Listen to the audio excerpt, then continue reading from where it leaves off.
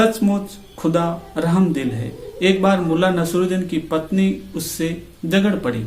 मुल्ला नसरुद्दीन नहीं चाहता था कि उससे उसकी पत्नी खफा हो, मगर हर रोज कोई न कोई ऐसी बात हो ही जाती कि दोनों में तकरार हो जाती। कोई ऐसा उनके घर में था ही नहीं कि उनके बीच सुलह करा दे। इसलिए मुल्ला नहीं चाहता था कि उसकी पत्नी के साथ कोई अनबन हो।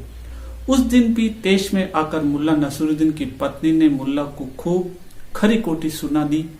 गुस्से में बेगम ने मुल्ला को निखट्टू भी कह दिया। मुल्ला नसरुद्दीन ने जब अपने लिए निखट्टू संबोधन सुना तो उसके तन बदन में आग लग गई, और दिन होता तो वह भी अपनी बेगम को ऐसे ही 1000 शब्दों में नवाजता।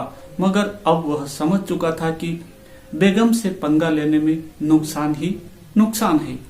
जब तक वह घर में रहता है तब तक हर बात के लिए बेगम को आवाज लगानी पड़ती है।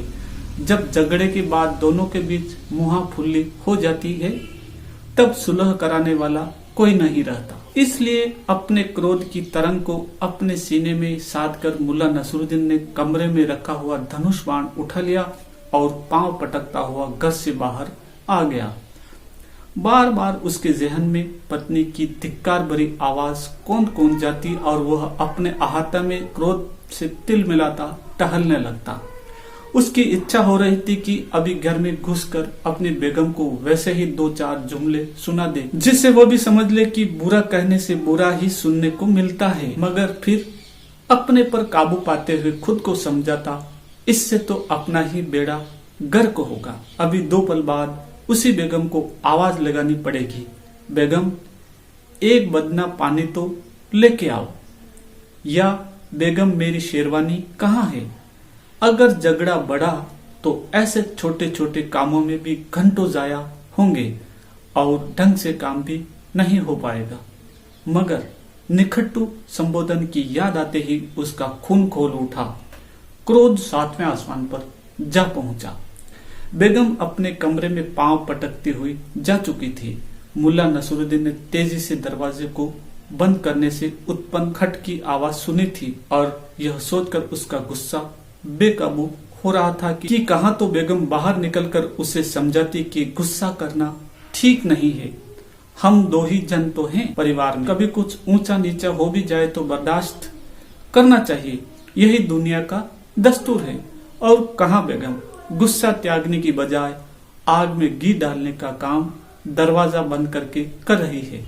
कुछ देर तक क्रोध में चहलकदमी करने के बाद जब मुल्ला का गुस्सा शांत नहीं हुआ तो उसने अहाते की अरगनी पर सूखने के लिए फैलाए गए गीले कपड़ों को देखा। उन कपड़ों में मुल्ला नसरुद्दीन की शेरवानी भी थी। अचानक मुल्ला ने अपने धनुष पर बाण चढ़ाया और कान तक खींचकर बाण चलाया। सनन करता हुआ वह बाण शेरवानी को वेद कर थमा। बाण से बिंदी हुई शेरवानी को देखकर मुल्ला ने अपने हाथ का धनुष एक किनारे फेंक दिया और आसमान की तरफ दोनों हाथ फैलाकर जोर जोर से बोलने लगा, या अल्लाह, या परवरदिगार, तू सचमुच दयावान है। यह तुम्हारा ही करिश्मा है कि मैं शेरवानी में नहीं था। मेरे मौला, तुम्हारा लाख लाख शुक्र है कि मैं शेरवानी में नहीं था। जब मुल्ला नसरुद्दीन की बेगम ने अपने पति के मुंह से खुदा की शान में निकल रहे कशीदों को सुना तो वह यह जानने के लिए बाहर निकली कि हुआ क्या है। उस वक्त भी मुल्ला नसरुद्दीन आसमान की तरफ दामन फैलाए कहे जा रहा था, सच है मेरे खुदा, तुम्हारा करिश्मा तुम ही जानो, मुझ ना समझ बंदे पर तुम्हारी नजर है, यही बहुत है।